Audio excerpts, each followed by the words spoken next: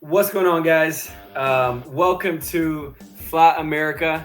This is our first episode, hopefully first of many. My name is Rafa Zanellini, joined here by my dad, Leo Zanellini. Starting off this channel with the hopes of bringing all things Flamengo in English to everybody who's watching. So thanks everybody for joining me. How you doing, Leo? I'm doing good, Rafa.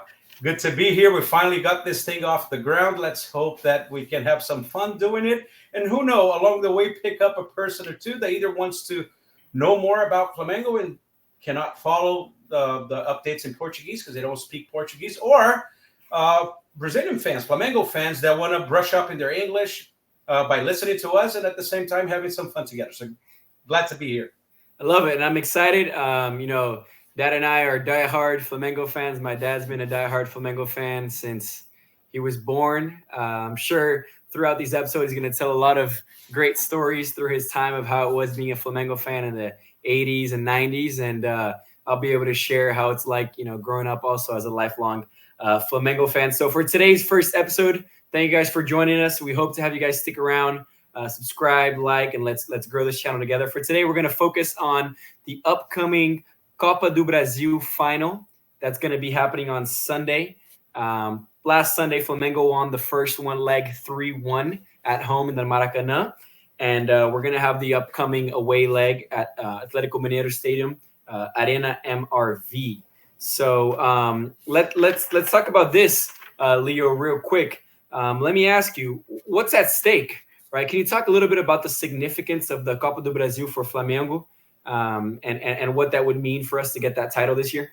Absolutely. So, Copa do Brasil is what in Europe would be the equivalent of the cup competitions, right? So, if you think about the English league, this would be the FA Cup. If you think about the Spanish league, this would be Copa del Rey, etc. Right? So, it's the playoff style competition that is held at the same time as the league is held. So this is about the final of the cup competition. What is it? Why is it important? Well, Copa do Brasil dates back. It started out in the late 80s, and it's happened every year since. This is a competition that has grown in importance over the last so many years. And the reason for that is, and this is surprising to many, right? The prize pool of the Copa do Brasil is significantly higher than the league itself. Don't ask me why. I don't know why they do it like that, but this is just what it is. So, as Brazilian clubs, they become more and more financially focused, or at least most of them, or some of them. Flamengo definitely is one of them. A lot of attention gets put into Copa do Brasil to win it, not only for the glory of the title and the silverware, but also for the financial implications that it can bring. So, on top of that, and for Flamengo specifically this year, Copa do Brasil's title is really what we have left to go for. The year has been disappointing in many ways. Yes, we won the state championship, the Cariocão, fine, but that's come to be expected, and Flamengo has been dominating that of late. So people don't celebrate the state championship currently as I used to when I was growing up, which was a big thing, right? So we won that, fine. And of course, we were faced with a lot of disappointment, especially in the Libertadores. Sure, we can get to that in further episodes. What happened? What went wrong? What could have been different? We're not going to do that today. We're going to focus on the Copa do Brasil final. And in the Brazilian league, with only a few matches left to the end, Flamengo chances don't look that great, right? We are in fourth place and quite at a distance from the teams that are leading it. So, we're not dead. Flamengo never gives up. We know that. That's one of our club's motto. We fight until we die. But the reality is chances are slim at this point. So everything rides on the Copa do Brasil. Flamengo is vying for, a very important title. We won that competition just 2 years ago. We beat Corinthians on that final. And now this is our chance to claim a very important trophy. First leg is in the books. We're going to talk about that for sure. But this is what is at stake. So let's dive deep into what that game means and what is at stake here and what can we expect. Awesome. And if I'm not mistaken, the winner of the Copa do Brasil gets a spot in the Libertadores, guaranteed. Is that correct? Could you confirm Yeah, that? that is right. You get an automatic berth into the Libertadores next year group stage, right? Awesome. Of course, we have 4 spots to be played for in the league, and Flamengo currently is with what is known as the G4, the group of 4, which are the 4 clubs that go straight into the group stage. But there are other ways to get into the Libertadores playoffs, qualifying playoffs. So you're right. That's also a way to secure a spot on next year's Libertadores. So that's also a stake. Good point. Awesome. Yeah, and just to set the stage, both clubs are historic clubs that historically have a general amount of hatred for each other.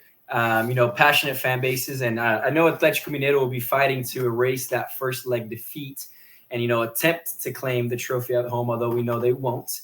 Could you discuss for me real quick, how this final could shape up the future for both teams, especially for Flamengo's new coach Felipe Luis, who's had a great start to his tenure.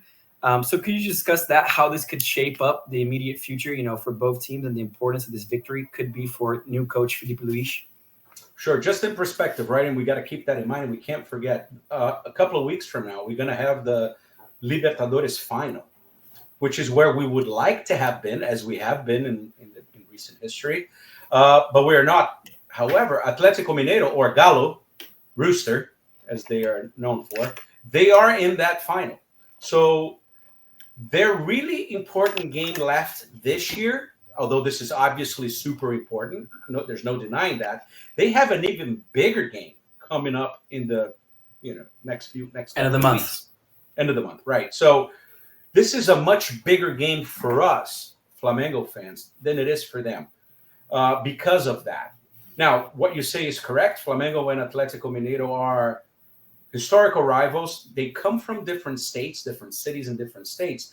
But there's always been this animosity and like gritty rivalry between the two clubs. So, especially from their side, if I'm going to be honest, they seem to have a little bit of a chip on their shoulder when it comes to Flamengo. We don't, not as much, but of course we're not best friends, right? So we are going to go to their grounds, to their brand new, spanking new stadium. I know some people call it. There's some blind spots there, but it's besides the point a little bit. And we want to take the trophy.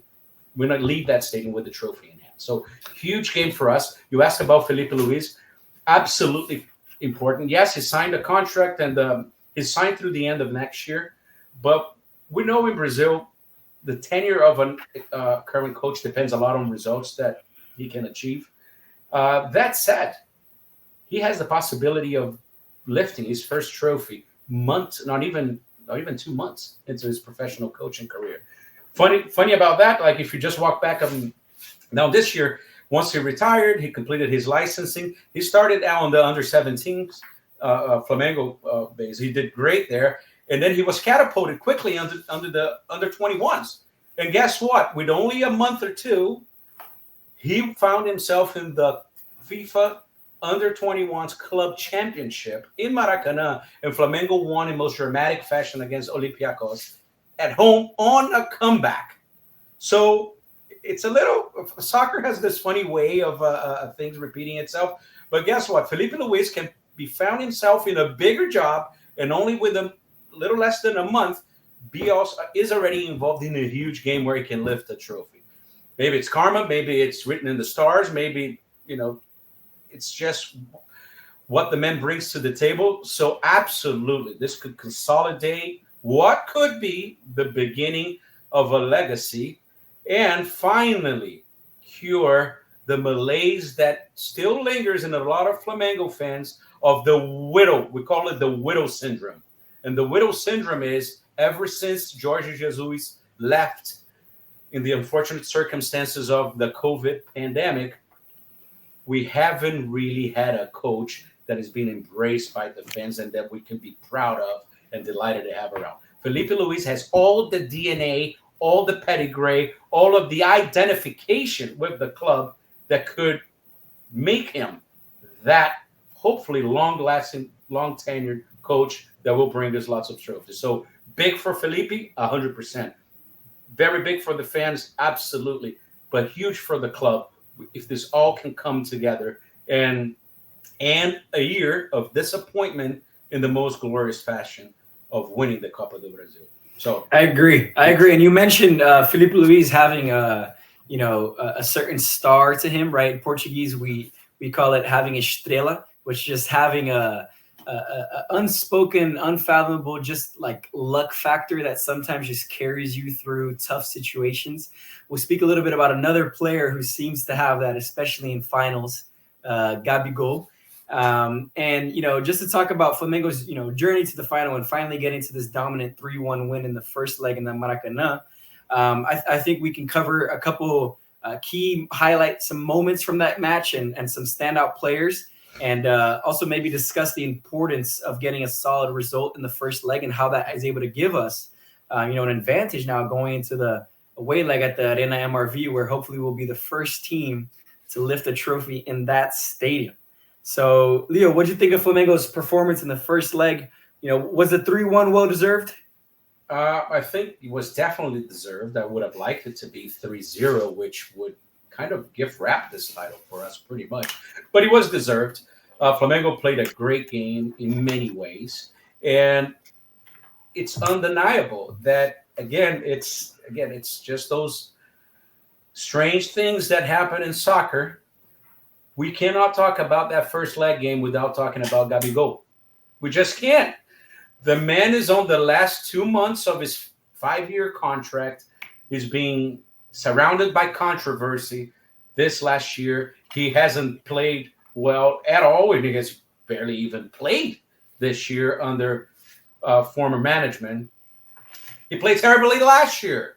So after 3 unbelievably great performance years on his first 3 years as a Flamengo player, he's been on this terrible stretch leading to the end of his contract with a lot of stuff happening behind the scenes, be it the doping, dodging accusation, the Corinthians jersey, be it you name it.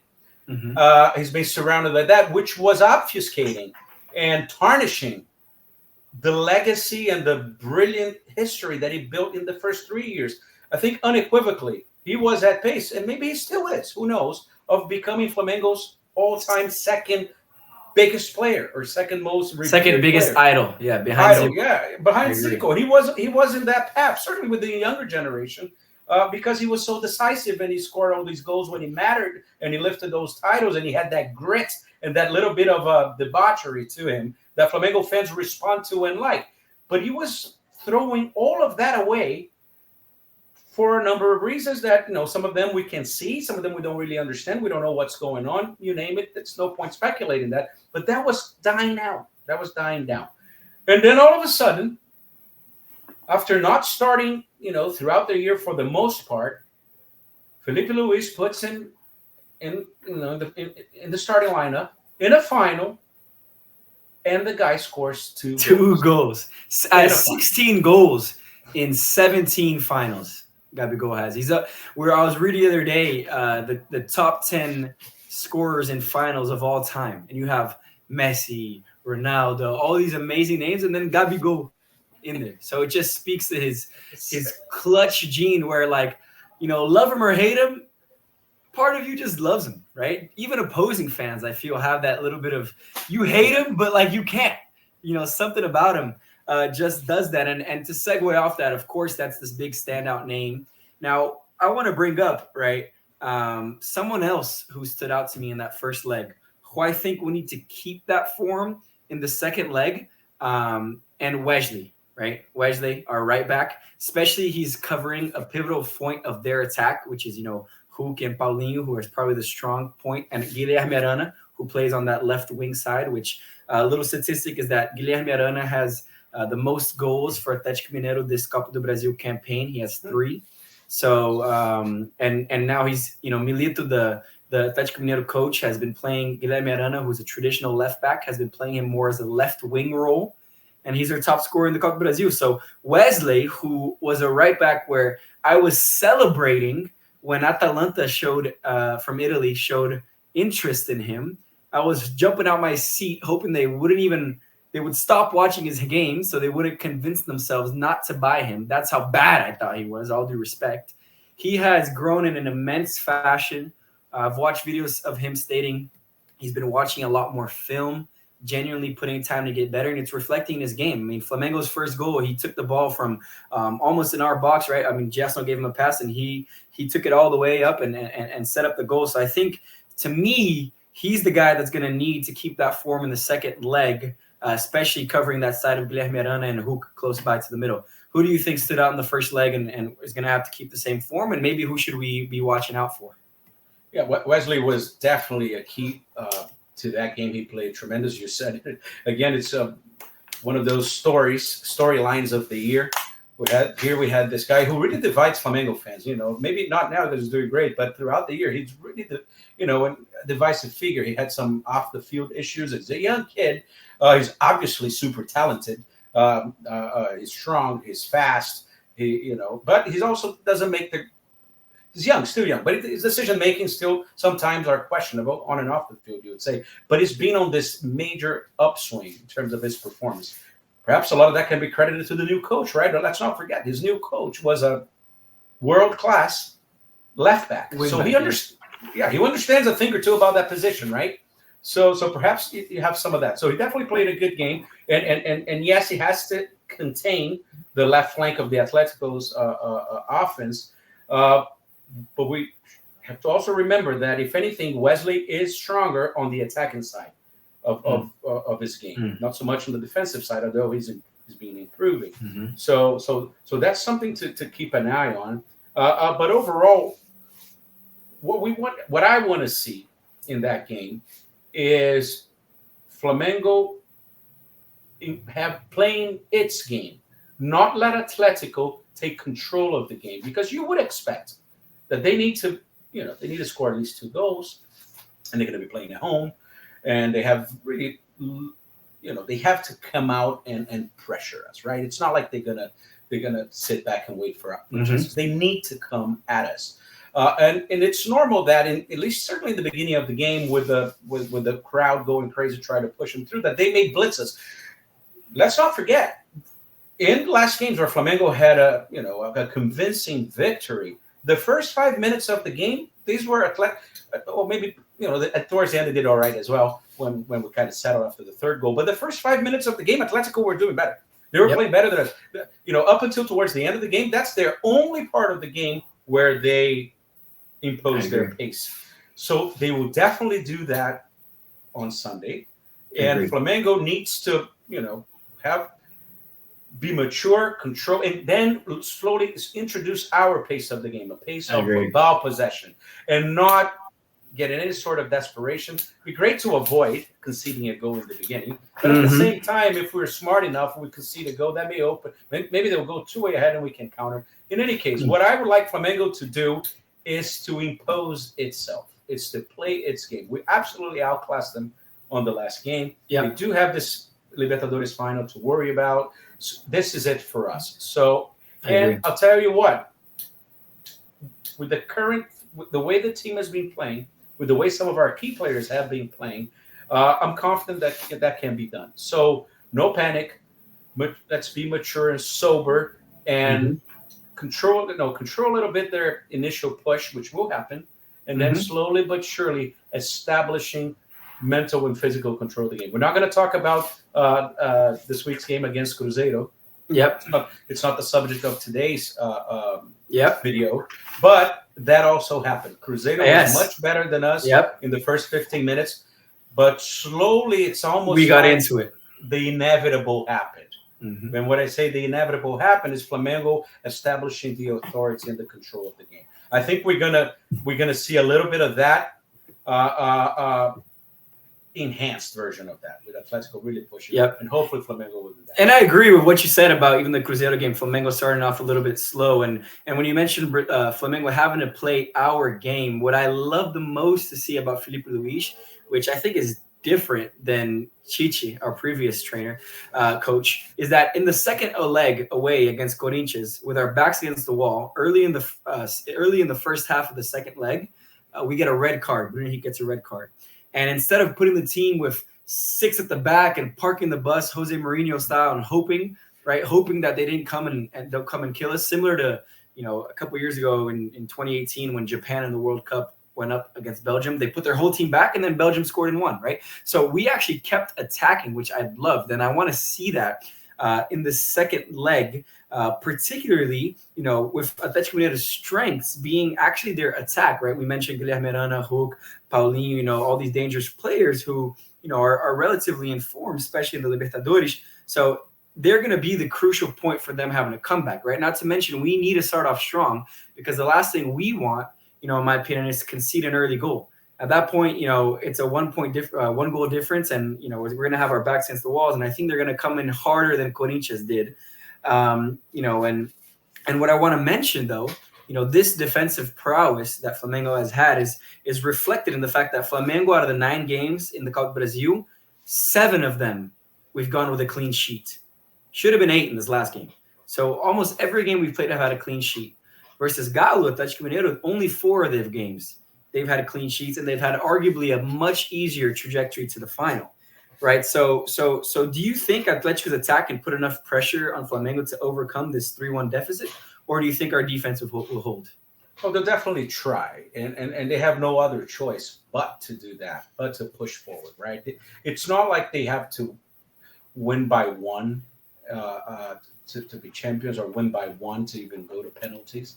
They have to win by 2. And Flamengo is a great team. It's a very good team. It's not easy to beat Flamengo. And it's definitely not easy to beat Flamengo by 2 goals. It doesn't happen often, thank God. So they have no choice. They're going to have to push forward. And that's why, almost like, when you're talking about the comparison with the Titi era, the sentiment that at least I took from when I was watching Flamengo being managed by Titi, it was almost as if, okay, let's play a consistent defensive game that hopefully they won't score many goals, and then if we know we have a great attacking team, we're going to at least score 1, but let's not take chances. Let's be very conservative. And you know what the problem with that is? And I know, it may work, and it works in certain circumstances, in certain leagues, in certain eras of soccer. But the problem with doing that is that it's almost like you're playing scared. It's lack of courage. Mm-hmm. And I'll tell you what, that does not go well with the Flamengo fans, and it does not match the Flamengo DNA. Mm-hmm. Right? So to play cowardly, to make sure we get the result that we need, to play kind of the calcionato style of Italians used to do in the 90s. Especially playing away against a fierce crowd. Correct. So he worked against Palmeiras on the second leg, barely. Corinthians.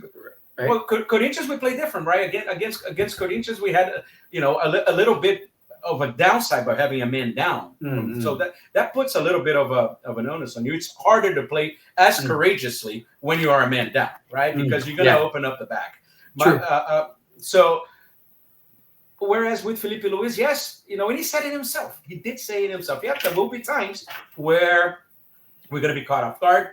There will be times where, a mistake may lead to a goal that we did not expect. That was very case in point with with both the last 2 goals that we conceded. That was case in point. Against Inter in Beira-Rio, we were winning the game, and Everton Araújo, he made a mistake. He made a bad pass, and that created a counter, and Inter scored, right?